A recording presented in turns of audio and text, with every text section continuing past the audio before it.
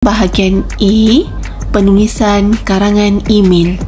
Sebelum itu, jangan lupa ketik tanda suka, like, langgani, subscribe, kongsi, share dan tinggalkan komen sekiranya video ini bermanfaat untuk anda. Baiklah, untuk pengetahuan semua, contoh soalan untuk penulisan email ada terkandung dalam format pentaksiran SPM Bahasa Melayu KSSM dan contoh email juga ada dalam buku teks Bahasa Melayu tingkatan 4 pada muka surat 56. Jadi, kalian perlu biasakan diri untuk menjawab karangan email kerana soalan bahagian A tidak mempunyai pilihan dan kalian wajib menjawab untuk memperoleh 30 markah. Cadangan anggaran masa untuk menjawab karangan A adalah sebanyak 30 minit. Seterusnya, kita lihat format email.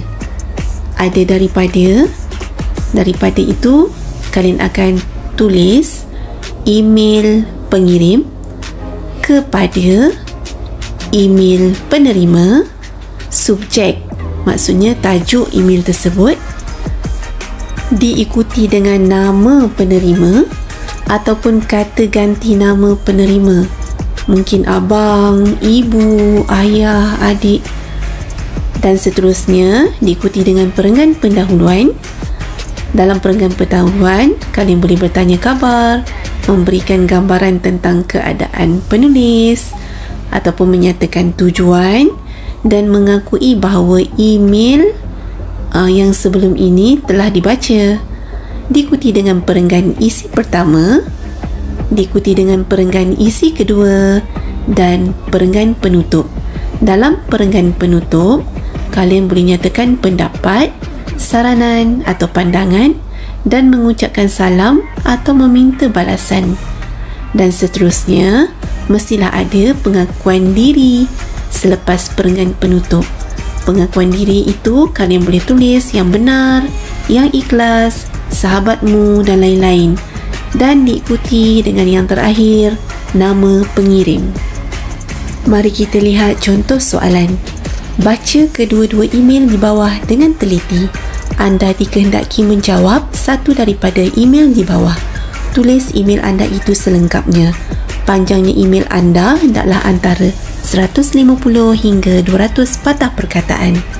Jadi diberikan dua bahan, email 1 dan email 2. Baiklah, kita akan lihat peringkat demi peringkat. Pertama, kalian perlu baca arahan soalan. Baca dengan teliti. Kedua, kenal pasti kata kunci.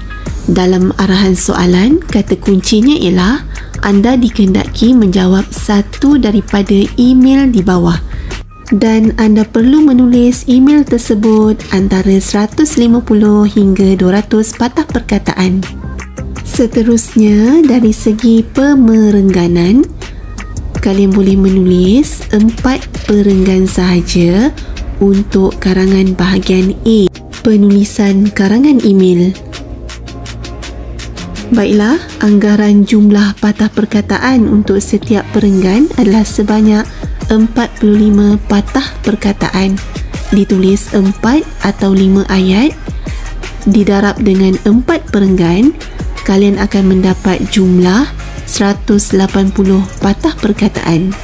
180 patah perkataan ini masih berbaki 20 patah perkataan lagi untuk kalian tambah perkataan daripada email kepada email dan subjek serta nama pengirim, pengakuan diri yang boleh kalian tambah dalam pengiraan jumlah patah perkataan yang selebihnya.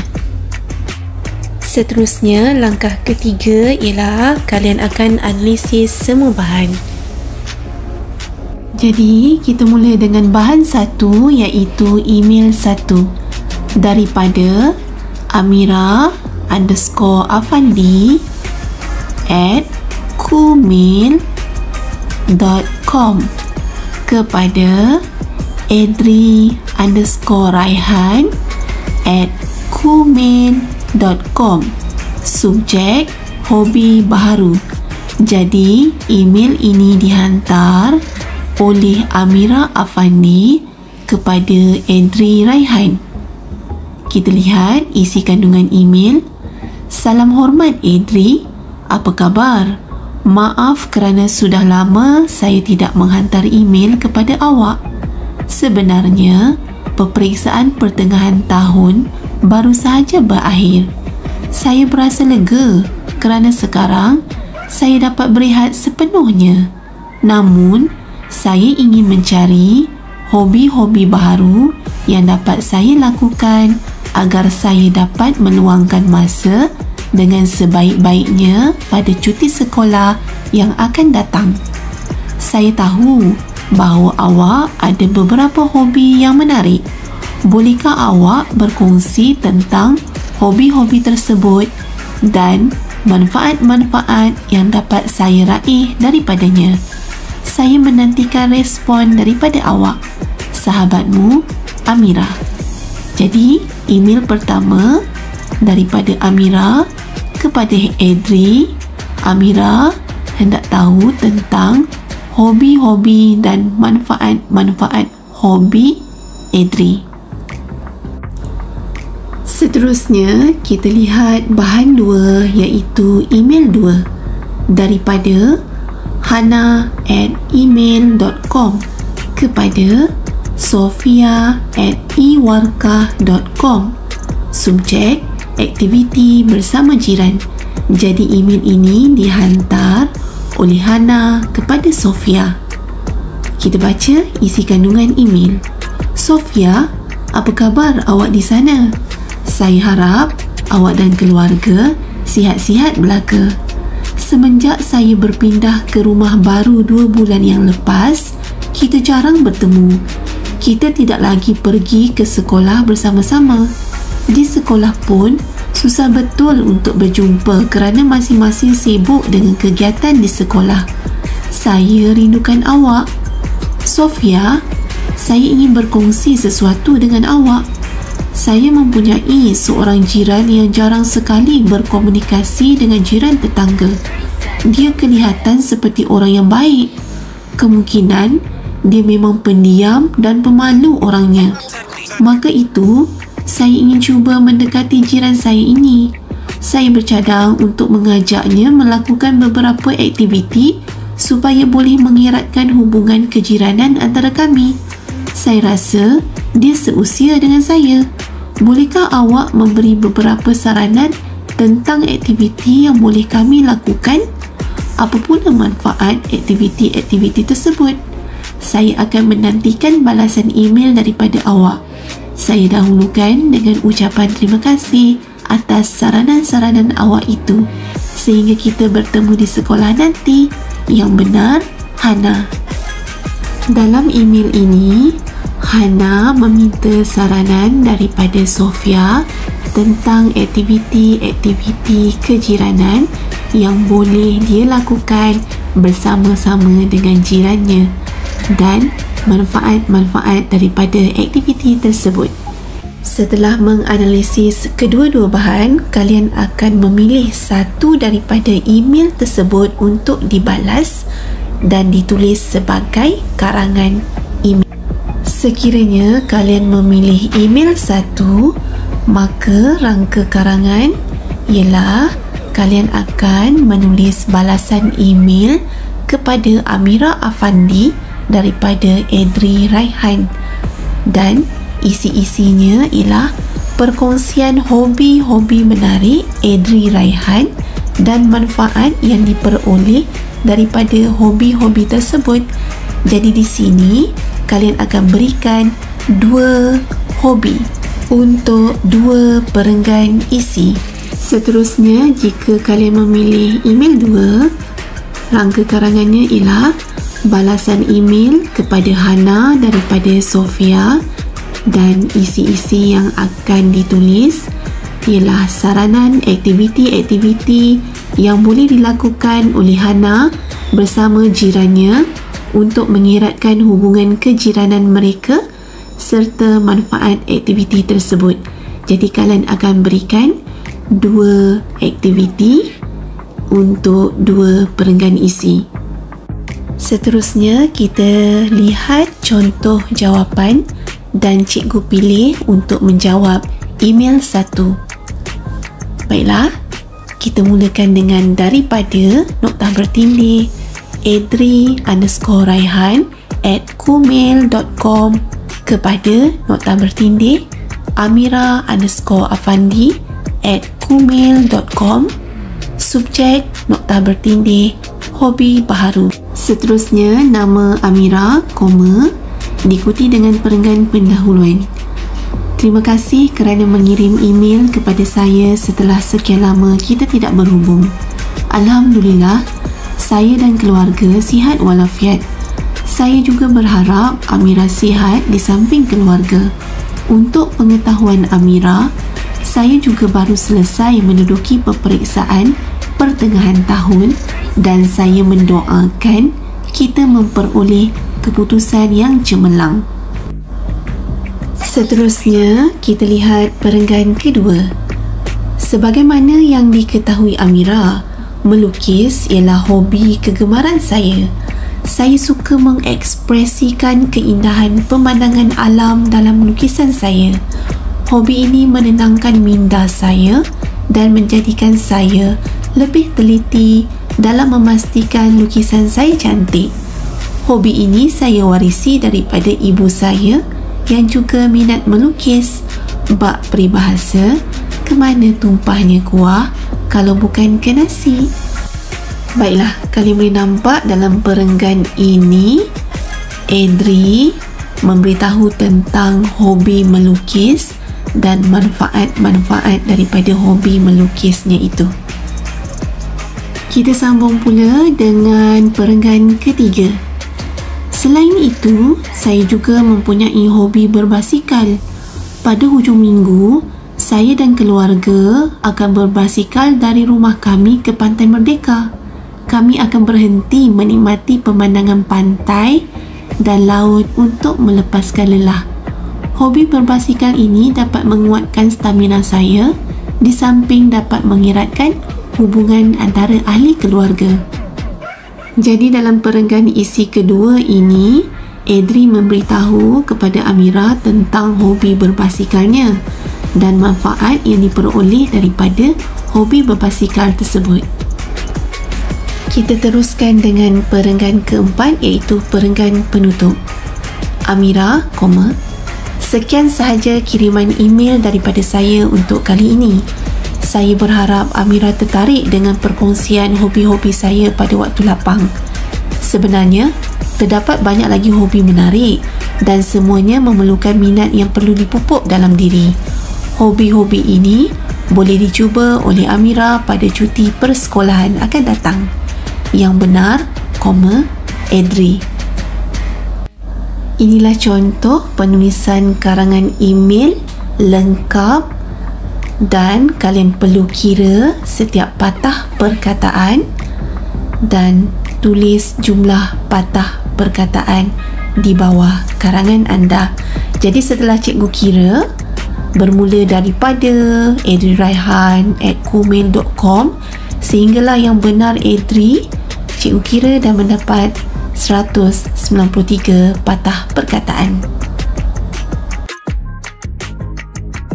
Dalam bahagian B, kertas 1 merupakan karangan respons terbuka.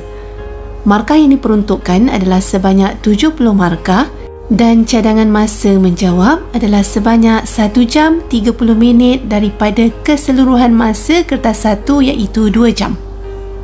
Seterusnya, terdapat 4 soalan dan kalian perlu memilih dan menjawab 1 soalan sahaja. Soalan-soalan tersebut berdasarkan domain pembelajaran seperti domain peribadi, domain awam, domain pendidikan atau domain kerjaya. Dari segi bentuk soalan, karangan ini boleh mempunyai soalan karangan tidak berformat dan soalan karangan berformat. Dari segi jumlah patah perkataan pula, kalian perlu akur untuk menulis antara 350 hingga 500 patah perkataan. Baiklah, pada hari ini cikgu akan fokus pada penulisan karangan berformat, iaitu karangan rencana untuk domain awam. Kita lihat contoh soalan karangan rencana untuk domain awam. Seperti biasa, kalian perlu baca arahan soalan, iaitu pilih satu daripada soalan di bawah dan tulis sebuah karangan yang panjangnya antara 350 hingga 500 patah perkataan. Jadi, dalam peperiksaan sebenar, kalian akan pilih satu sahaja daripada 4 soalan tersebut. Untuk kali ini, kita akan lihat soalan rencana sahaja, iaitu soalan 1 untuk domain awam. Soalan ini boleh berubah-ubah mengikut domain dan berubah-ubah kedudukan soalannya. Kalian perlu baca petikan daripada sumber jendela DBP 10 Mei 2021. Kuih tradisional di Malaysia menjadi satu identiti dan keunikan yang tidak terdapat di negara lain. Oleh hal yang demikian, agak memalukan bagi warga negara Malaysia jika tidak mengenali kuih tradisional kaum mereka sendiri. Golongan muda pada hari ini kebanyakannya tidak mengenali kuih muih tradisional seperti kuih pulut panggang, kuih serabai dan lain-lain. Mereka sering didedahkan dengan makanan ala-ala barat seperti kek coklat, brownies, tiramisu dan kek krim keju yang dianggap lebih mewah daripada kuih tradisional. Sumber jendela DBP 10 Mei 2021. Jangan malas baca ya petikan ini, kerana maklumat daripada petikan ini boleh dimasukkan dalam penulisan karangan kalian. Seterusnya, kalian perlu baca arahan soalan di bawah petikan. Petikan di atas menyatakan bahawa kuih muih tradisional tidak dikenali oleh generasi muda kerana lebih mengagungkan makanan barat. Pelbagai langkah perlu diadakan untuk menggalakkan generasi muda agar menghargai keunikan cita rasa dan selera warisan nenek moyang tersebut. Sehubungan dengan itu, anda dikehendaki menulis rencana yang bertajuk Langkah-langkah mempopularkan kuih muih tradisional. Tulis rencana tersebut selengkapnya. Jadi di sini, kehendak soalan ialah kalian perlu menulis karangan rencana tentang langkah-langkah mempopularkan kuih muih tradisional. Dan tema untuk soalan ini ialah kuih muih tradisional. Seperti dalam video karangan bahagian B pendapat sebelum ini, cadangan pemerengganan untuk karangan rencana juga sama. Ada 2 pilihan, iaitu pilihan A 5 perenggan dan pilihan B 6 perenggan. Seterusnya, kita lihat pula rangka karangan. Untuk karangan rencana, kalian perlu menulis tajuk rencana, nama penulis sebelum perenggan pendahuluan. Pastikan tajuk rencana dan nama penulis itu ditulis di tengah-tengah sebelum perenggan pendahuluan. Jangan terlebih ke kiri ataupun ke kanan ya, supaya nampak lebih kemas. Seterusnya, kalian akan mulakan dengan perenggan pendahuluan, perenggan isi dan perenggan kesimpulan. Kalian boleh memilih pemerengganan pilihan A atau pilihan B. Untuk pengetahuan kalian, penulisan perenggan pendahuluan, perenggan isi dan perenggan kesimpulan menggunakan teknik yang sama dalam penulisan karangan pendapat. Jadi kalian boleh rujuk semula video karangan bahagian B penulisan karangan pendapat yang cikgu pernah kongsikan sebelum ini. Inilah contoh perenggan pendahuluan. Tajuk rencana dan nama penulis perlu ditulis sebelum perenggan pendahuluan. Seterusnya, kalian akan menulis perenggan pendahuluan mengikut teknik penulisan karangan pendapat. Kita lihat pula contoh perenggan isi. Jadi, teknik untuk menulis perenggan isi kalian boleh lihat dalam video penulisan karangan pendapat. kalian akan terus menulis sehingga perenggan kesimpulan. Setelah selesai menulis, jangan lupa untuk kira jumlah patah perkataan dan tulislah jumlah patah perkataan tersebut selepas perenggan kesimpulan di bahagian bawah sebelah kanan. Kenali tulisan kalian dan pastikan kalian menulis dengan kemas supaya memudahkan guru-guru yang memeriksa karangan kalian.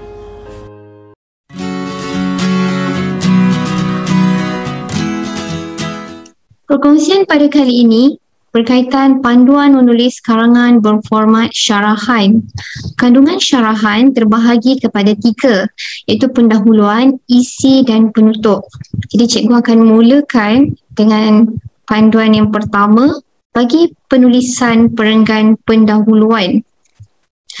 Untuk menulis perenggan pendahuluan syarahan, pelajar perlu mulakan dengan kata alu-aluan kepada para hadirin.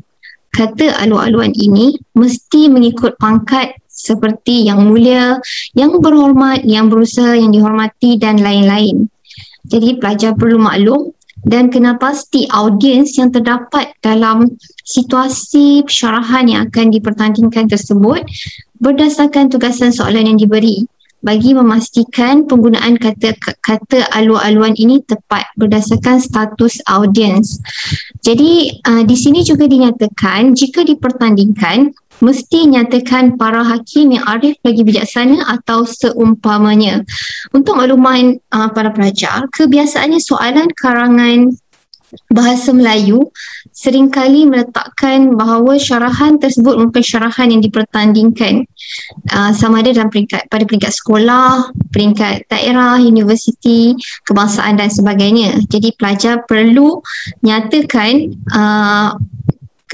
nyatakan kata alu-aluan kepada para hakim, para hakim yang adil dan seumpamanya.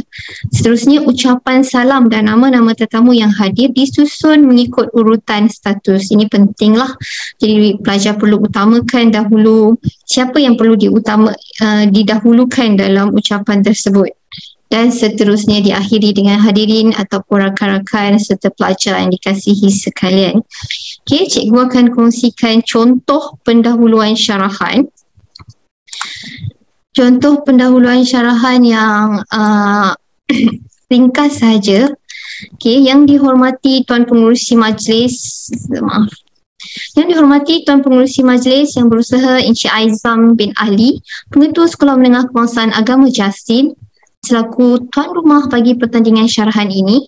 Jadi ini bergantung pada soalan lah. Seandainya dinyatakan peringkat pertandingan syarahan tersebut, pelajar boleh nyatakan yang menjadi tuan rumah dan sebagainya. Hakim-hakim yang adil lagi bijaksana, guru-guru pengiring dan rakan-rakan yang saya raikan. Jadi pelajar boleh mengandaikan ada keterlibatan guru pengiring bila ada suatu pertandingan syarahan yang diadakan. Assalamualaikum dan salam sejahtera saya ucapkan. Ini merupakan ucapan salam. Tajuk syarahan saya pada hari ini adalah, jadi ini pilihan pelajar, sama ada pelajar nak letakkan tajuk terus pada perenggan pendahuluan ataupun pelajar selesaikan ucapan kata alu-aluan ini dahulu, seterusnya dinyatakan panggilan hormat dan dimasukkan tajuk pada perenggan kedua. Itu tak ada masalah. Okey. Jadi hadirin yang saya hormati sekalian, kebiasaannya inilah syarat untuk dalam perenggan isi. Jadi cikgu akan terangkan bahagian kedua, iaitu perenggan isi syarahan. Dalam perenggan isi memuatkan perkara-perkara penting yang hendak disampaikan berdasarkan tajuk. Menggunakan laras bahasa yang mudah difahami, padat, tepat, tegas, jelas dan meyakinkan. Jadi dalam penggunaan laras bahasa, pelajar perlu mengandaikan awak menghasilkan satu penulisan yang bersifat lisan, yang formal. Jadi sebab ini jika awak nak menulis, awak meletakkan awak ialah seorang yang akan menyampaikan syarahan tersebut dalam bentuk lisan. Jadi laras bahasa yang digunakan itu akan lebih tepat dan maklumat tersebut akan sampai kepada penonton dengan lebih baik lah. Okey. Seterusnya dalam perenggan isi, ini ialah kata-kata panggilan hormat. Diselang-seli antara satu atau dua perenggan mesti ada. Okey, sama ada satu atau dua ataupun setiap perenggan ada, tak ada masalah. Itu mengikut pilihan pelajar. Dan sama dekat ya hadirin yang dihormati, tuan-tuan dan puan-puan sekalian, saudara-saudari yang dikasihi, para hadirin yang saya muliakan, dan seumpamanya, itu pilihan pelajar mengikut audiens yang terlibat dalam pertandingan tersebut. Juga dalam perenggan isi, pelajar sangat digalakkan untuk letakkan peribahasa, kiasan, kata-kata hikmat, jenaka yang sopan, cogan kata atau kata-kata tokoh yang boleh diselipkan supaya lebih menarik. Itu untuk penghasilan perenggan isi yang baiklah untuk syarahan. Seterusnya yang terakhir dalam perenggan penutup. Okey, ini untuk perenggan penutup yang baik, memuatkan kesimpulan isu. Penutup memuatkan kesimpulan isu, ucapan maaf dan terima kasih. Okey, menyatakan harapan agar pendengar faham akan isu yang telah diperkatakan. Juga boleh diselitkan pantun, madah yang berbentuk kata-kata pujian yang sesuai, hadis atau kata-kata hikmat yang berkaitan dengan tajuk sebagai penutup. Okey, baiklah, di sini cikgu ada sediakan satu contoh penutup syarahan untuk rujukan pelajar. Akhir kalam, ketahuilah hadirin sekalian, seseorang yang ingin menjadi orang yang berjaya perlu menguasai ilmu pengetahuan yang tinggi. Namun, ilmu sahaja tidak cukup menjadikan seseorang itu cemerlang dari setiap sudut. Setelah menjadi seorang yang berjaya dan berilmu, sifat sombong perlulah dijauhi. Hal ini sangat bertepatan dengan hadis riwayat At-Tabrani. Jadi dekat sini cikgu ada masukkan satu hadis yang sesuai dengan tema ataupun isu yang dibincangkan. Tuntutlah ilmu dan belajarlah untuk ketenangan dan kehormatan diri serta bersikaplah rendah hati kepada orang yang mengajarkan ilmu. Jadi sekiranya anda seorang yang suka menghafal hadis, ucapan tokoh yang berkaitan, silalah gunakan, manfaatkan ilmu pengetahuan tersebut untuk masukkan dalam penulisan awak, kerana itu merupakan satu penerapan idea, garapan idea yang menarik bila awak sesuaikan satu kata-kata yang lain daripada dalam konteks tetapi sesuai dengan tema untuk dimasukkan menjadi satu yang lebih menarik. Okey, hadis cikgu teruskan. Hadis ini juga menuntut agar seseorang menghormati guru-guru yang berusaha mendidik diri sehingga berjaya. Semoga kita semua terus cemerlang di dunia dan akhirat. Okey, jadi untuk penutup syarahan mestilah diakhiri dengan sekian, terima kasih. Okey, itu saja perkongsian daripada cikgu berkaitan dengan panduan menulis karangan berformat syarahan. Semoga bermanfaat untuk semua. Terima kasih. Baiklah, kita berkenalan terlebih dahulu. Apa itu karangan rencana? Jadi format karangan jenis rencana ini ialah karangan yang lebih kurang sama saja dengan karangan fakta. Ya, bagaimana murid menulis, iaitu mengandungi maklumat, ulasan, huraian atau penceritaan sesuatu isu atau perkara berdasarkan fakta-fakta sebenar. Jadi untuk penulisan karangan jenis rencana ini, bagaimanakah format penulisannya? Jadi murid-murid mudah saja untuk penulisan jenis rencana ini, yang mana murid hanya perlu ada tajuk rencana dan juga oleh ataupun nama penulis. Kemudian murid menulis seperti biasa saja, iaitu pendahuluan, isi dan juga kesimpulan. Jadi untuk karangan peperiksaan, bagaimana kita lihat contoh format rencana. Contoh format rencana di sini iaitu, kalau kita tengok dia dalam paparan cikgu ini, murid perlu menulis tajuk rencana. Kemudian murid perlu menulis siapa yang menulis rencana ini berdasarkan kepada soalan. Baik, kemudian murid perlu menulis seperti biasa, mesti ada pendahuluan, isi-isi penting dan juga penutur. Ya. Baik, seterusnya kita pergi pula bagaimana kita lihat contoh soalan SPM untuk domain awam. Ya. Baik, ini adalah stimulus kepada soalan yang ingin cikgu kita pelajari pada hari ini. Baik, cikgu bacakan stimulusnya ya. Menurut Dr. Rusdan Abdul Aziz, pakar perunding perubatan dalaman dan gastroenterologi dari Hospital Pakar KPJ Rawang, makanan yang seimbang perlu mengandungi nutrien seperti karbohidrat, protein, lemak, vitamin dan garam galian pada kadar yang betul. Faktor umur, jantina dan aktiviti harian adalah penting dalam menentukan kuantiti makanan harian atau tenaga yang diperlukan oleh setiap individu. Jadi, ini adalah stimulus kepada soalan. Baik. Jadi kita lihat pula apakah soalannya. Berdasarkan petikan di atas, pemakanan seimbang amat penting dalam kehidupan seseorang yang mengamalkan gaya hidup sihat. Tuliskan sebuah rencana tentang kebaikan pemakanan seimbang kepada tubuh badan. Baiklah murid-murid. Jadi stimulus kepada soalan ini tadi adalah berkaitan dengan, kalau kita pergi semula ya, stimulus soalan adalah berkaitan dengan makanan yang seimbang. Ya, makanan yang seimbang mengandungi nutrien seperti karbohidrat, protein, lemak, vitamin dan garam galian. Jadi adalah sebagai penentu kuantiti makanan harian atau tenaga yang diperlukan oleh setiap individu. Okey. Baik, jadi untuk itu soalannya ialah murid perlu membuat rencana kebaikan pemakanan seimbang kepada tubuh badan. Baiklah. Jadi kita lihat contoh bagaimana cikgu menjawab soalan berdasarkan soalan tadi. Baik.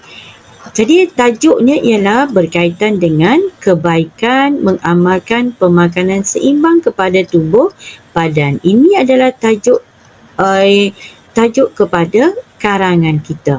Oleh siapa ataupun penulisnya ialah Muhammad Luqman bin Muhammad Sani. Jadi apabila murid-murid menulis karangan jenis rencana, kewajipan murid menulis adalah tajuk karangannya ataupun tajuk apakah perkara ataupun isunya pada hari ini dan juga oleh ataupun penulis.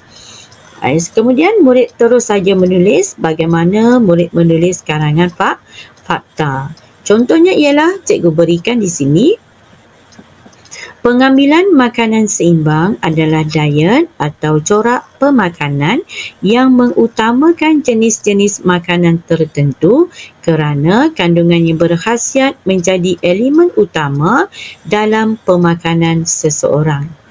Amalan ini seringkali diwara-warakan oleh pakar kesihatan bagi menggalakkan setiap ahli masyarakat mempraktikkan pemakanan yang betul dalam rutin harian.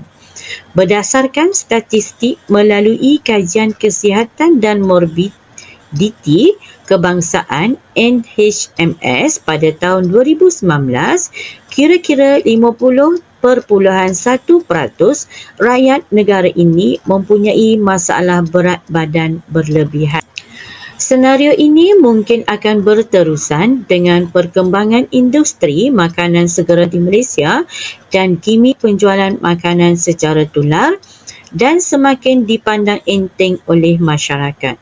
Justru diet ini adalah salah satu usaha yang boleh diketengahkan bagi melonjak semula kesihatan rakyat secara am. Persoalannya, apakah kepentingan makanan seimbang kepada tubuh badan kita? Jadi ini adalah contoh pendahuluan yang telah cikgu tuliskan untuk menjadi panduan kepada murid-murid.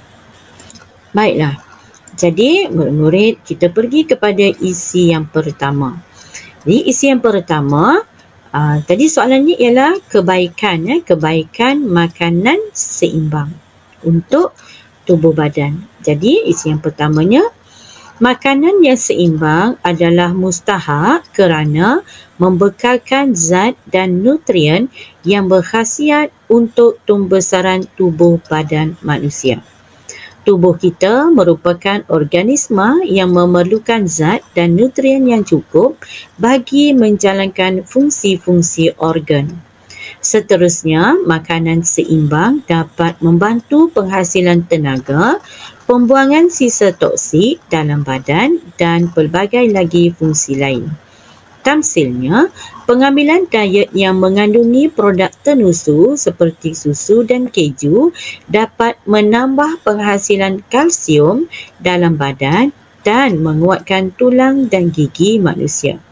Zat besi yang terkandung dalam daging dan juga sayur bayam misalnya dapat memastikan sistem peredaran darah dalam tubuh menjadi lebih efisien dan berfungsi dengan lancar. Oleh itu, golongan kanak-kanak seharusnya mengamalkan pemakanan yang betul agar zat dan nutrien yang optimum dapat dinikmati dan pembesaran fizikal menjadi lebih baik. Baiklah, murid-murid, kita pergi pula kepada isi yang kedua. Sebagai idea yang seterusnya, pemakanan seimbang penting bagi mengurangkan risiko seseorang daripada menghidapi penyakit-penyakit yang berbahaya. Kebanyakan kita gemar memakan makanan segera dan makanan ringan yang tidak berkhasiat tetapi sedap ditekak. Untuk makluman semua, makanan ini mengandungi kolesterol, garam, gula dan lemak yang terlalu tinggi. Sekiranya kita terlalu kerap makan makanan ringan, kita akan mempunyai risiko tinggi untuk menghidapi penyakit obesiti, diabetes, hipertensi dan juga stroke. Justeru, pemakanan cara betul yang menetapkan kuantiti jenis makanan yang wajar untuk kita ambil dapat mengelakkan kita daripada menghidapi penyakit, malah meningkatkan tahap kesihatan diri secara langsung kerana sesal dahulu pendapatan, sesal kemudian tiada guna. Pakar kesihatan telah pun memperkenalkan piramid makanan sebagai panduan kepada semua dalam merencana pemakanan yang seimbang. Kini, amalan pemakanan seimbang menjadi tanggungjawab kita bersama untuk kekal sihat.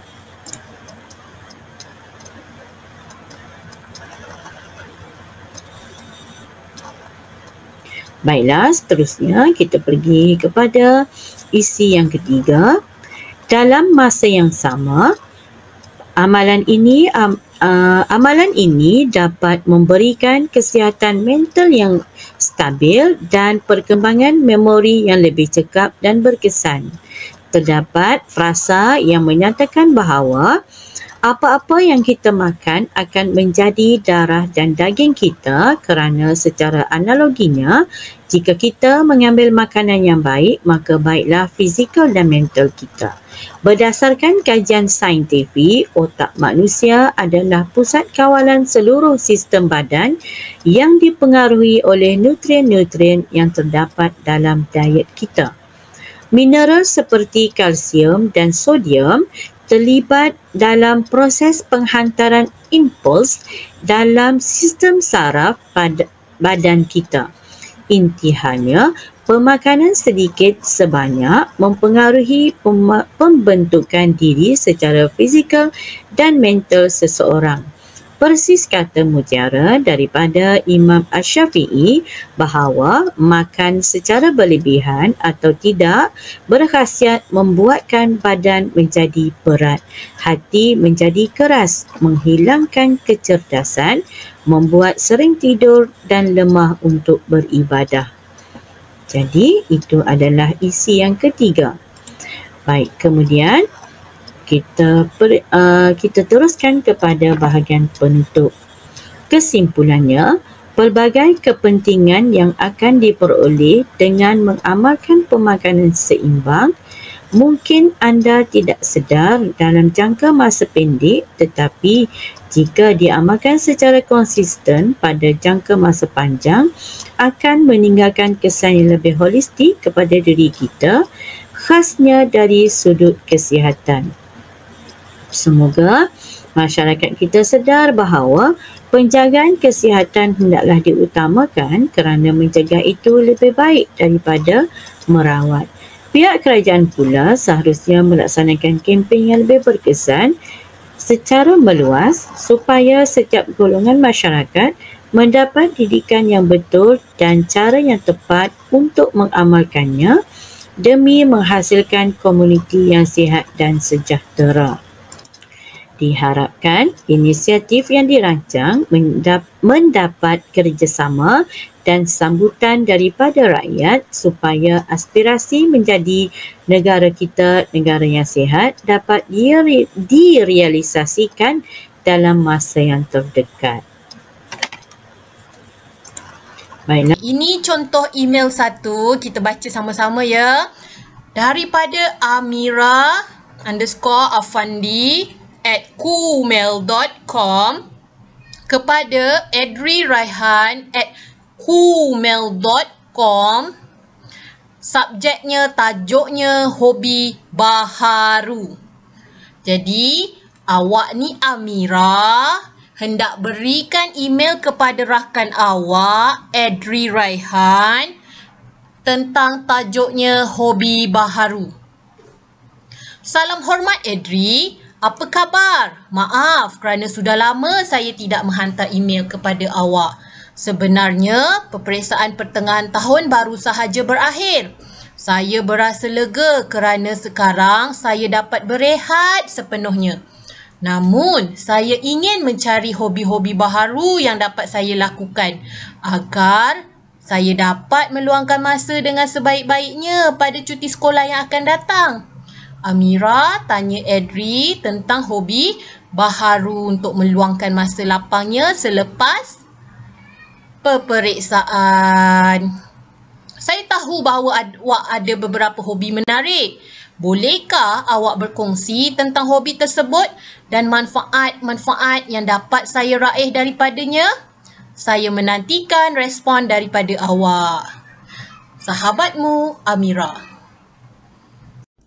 Ini pula email kedua. Hana bagi email, hana@email.com bagi kepada sofia@iwarkah.com.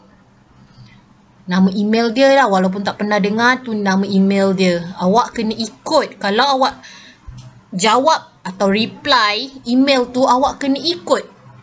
Diri awak tu Hana, kemudian kepada Sofia.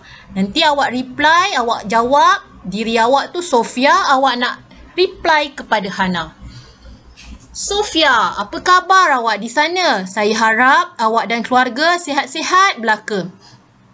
Semenjak saya berpindah ke rumah baru 2 bulan yang lepas, kita jarang bertemu. Kita tidak lagi pergi ke sekolah bersama-sama. Di sekolah pun susah betul untuk berjumpa kerana masing-masing sibuk dengan kegiatan di sekolah. Saya rindukan awak. Hana rindukan Sofia sebab dia baru pindah ke rumah baharu. Sofia, saya ingin berkongsi dengan awak. Saya mempunyai seorang jiran yang jarang sekali berkomunikasi dengan jiran tetangga. Dia kelihatan seperti orang baik. Kemungkinan dia memang pendiam dan pemalu orangnya. Maka itu, saya ingin cuba mendekati jiran saya ini. Saya bercadang untuk mengajaknya melakukan beberapa aktiviti supaya boleh mengeratkan hubungan kejiranan antara kami. Saya rasa dia seusia dengan saya. Bolehkah awak memberi beberapa saranan tentang aktiviti yang boleh kami lakukan? Apa pula manfaat aktiviti-aktiviti tersebut? Saya akan menantikan balasan email daripada awak. Saya dahulukan dengan ucapan terima kasih atas saranan-saranan awak. Sehingga kita bertemu di sekolah nanti. Yang benar, Hana. Hana email dekat Sofia, minta Sofia berkongsi tentang aktiviti yang boleh dilakukan bersama-sama dengan jiran baharunya yang pendiam. Okey, pada pendapat awak nak jawab email yang mana?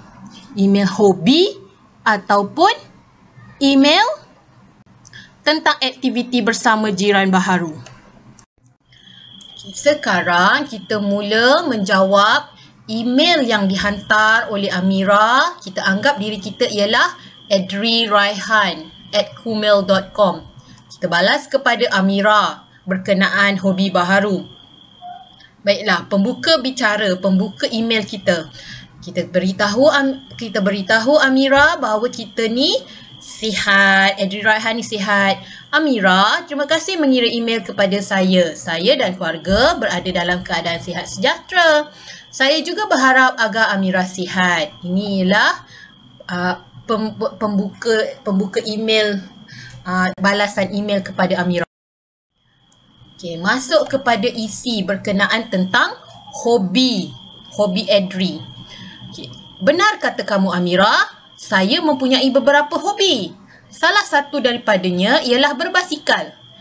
Jika ada masa lapang, saya dan rakan-rakan akan berbasikal dari rumah saya hingga ke Kampung Pendas Laut. Perjalanan kami 11 km sahaja.